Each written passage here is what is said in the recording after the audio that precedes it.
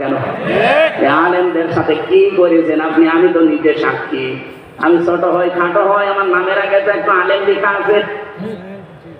আমার মাথার উপরে দড়ি লাগিয়ে আমার পায়ের সাথে ডান্ডা বেড়ে দিয়ে তবে একটা না দুই পায়ে দিয়ে আবার মাথার সাথে আবার আর একবার আটকিয়ে দেয়, পেছনে হাত হ্যান্ডকাপ দিয়ে বেঁধে মাঝে গরু টেনে নিয়ে যাচ্ছে। এটা তো আমার উপরে গেল, বাকি আলেমদের অবস্থা তো আর খারাপ করেছিলেন। মাওলানা মামুনুল হক কি করেছেন, তারে হুইল চেয়ারে করে নিয়ে যাওয়ার একটা দেখা যায়। 3টা বছর লোকটা আমার পাশে ছিল।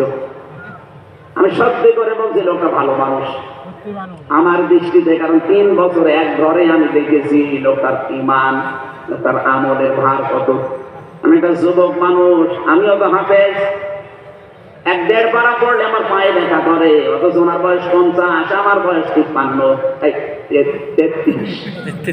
আমার এখন 33 আর ওনার মনে হয় 53। ওই সময় 52 ছিল, এখন আর 1 বছর হয়ে গেছে। ওনার 53, আমার 33, আমার ভাই 20 বছরের বড়, অথচ এক রাকাতে লোকটা প্রায় 1.5 পারা 2 পারা 3 পারা করে পড়তো। লোকটার ইমানের তুলনায় আমলও ভালো, লোকটা আসলে ব্যবহার আচারও ভালো, কারণ বাবা ভালো তো। কি করেছিলেন তার সাথে রিমান্ডে? সব বলতো যে হামজা বাইরে থাকে ভাবতাম কি আমরা নিজেরা কাদা ছোড়াছড়ি করি, আরে ভেতরে এসে কি দেখছি জালেমরা সব এক জায়গায় দেখছি।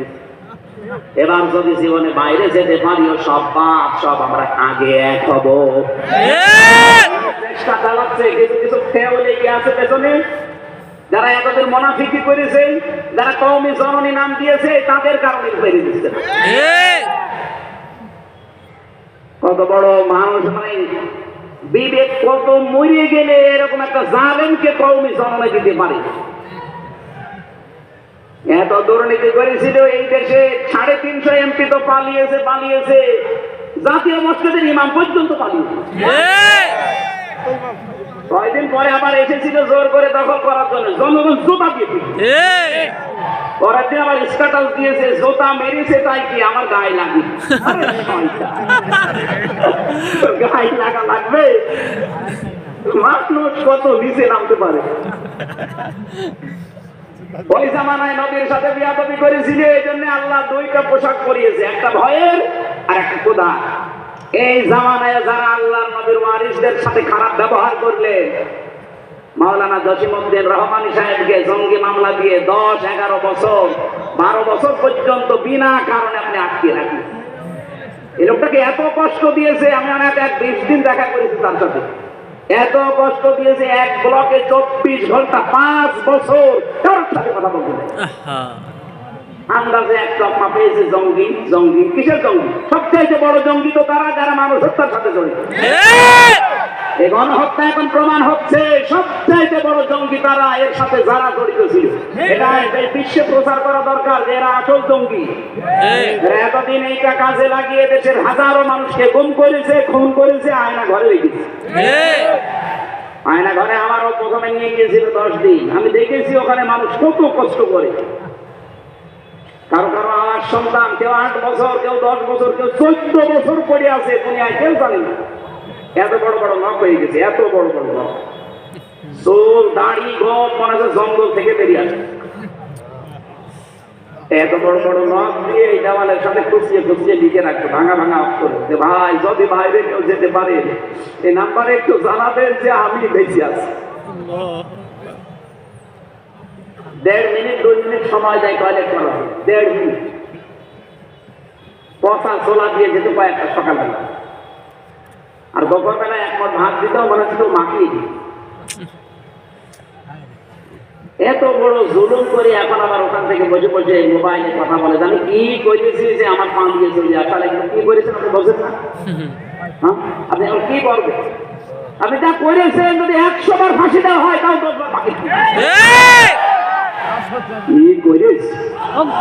হ্যাঁ, কে করেছেন এটার সাক্ষী তো আমি নিজে, এটার সাক্ষী মাওলানা মামুনুল হক, এটার সাক্ষী ছিল আরেকজন আল্লামা দেলোয়ার হোসেন সাঈদী, তাকে তো মেরে লোকটার কত আশা ছিল, কত আশা ছিল। আমার সাথে দেখা হয়েছিল ভেতরে একদিন, কত আশা ছিল লোকটার যে বের হবে কোরআনের ময়দানে আবার কথা বলবে, মিথ্যা কথা বলে তারা বের করেনি, ইনজেকশন দিয়ে মেরে ফেলবে। আপনি খুনি। ঠিক। যে কয়জন ছিল দায়িত্বে ওদেরকে যদি ডিম দেওয়া যায় ঠিক বলে ফেলবে। ঠিক। ডিম দেওয়াও লাগবে না। আমার মাঝে মাঝে ডিম নিয়ে এসে বলতে হুজুর এই যে এইটা কি, আবার এই যে বড় বড় অস্ত্র নিয়ে এসে বলছে এইটা দিয়ে আমরা নখ তুলি, রিমান্ডে থাকা যায়। ওদেরকে এগুলো একটু দেখানোর দরকার যে বল কেন ইনজেকশন দিলি, কার হুকুমে দিলি, আমার মনে হয় সব বলে থাকবে। ঠিক। আর এখন আবার মিথ্যা কথা, এই জালেমদের পক্ষে এখনো ছাপাই দেয় অনেকে যে কি করেছে, ওনার পালিয়ে চলে দেওয়া লাগলো, কি করেছে আপনি টের পাচ্ছেন না। আপনার বাপ যদি 14 বছর থাকতো আপনি দেখতে 900-র উপরে বেডি আর এখনো পর্যন্ত জেল খাটতেছে বিনা কারণে, কিচ্ছু জানে না।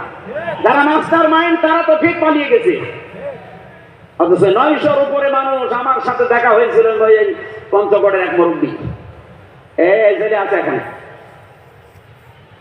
তাহাজ্জুদ পড়তে ওঠার সময় দেখতাম একটা দীর্ঘশ্বাস দিত, আর 1 মাস পরে লোকটা রিটায়ার হয়ে যাবে, সারা জীবন দেশের জন্য সব দিয়ে গেল, অথচ 14 বছর জেলে আছে।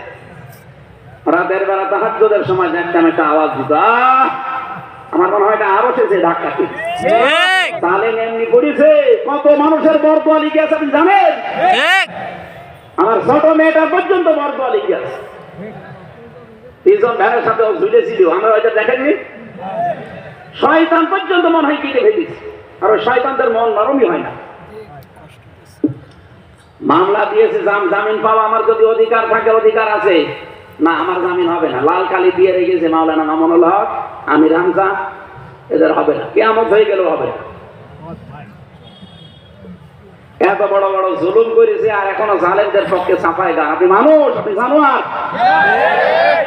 ওরা নবীদের বিরুদ্ধে অবস্থান নিয়ে ওদেরকে আল্লাহ পোশাক পরিয়েছিলেন, ক্রোধার পোশাক, ভয়ের পোশাক। আল্লাহ এই জামানায় নবীর ওয়ারিসদেরকে অত্যাচার করার কারণে ক্রোধার পোশাক আর ভয়ের পোশাক, বারবার দুর্ভিক্ষের ভয় দেখাচ্ছে।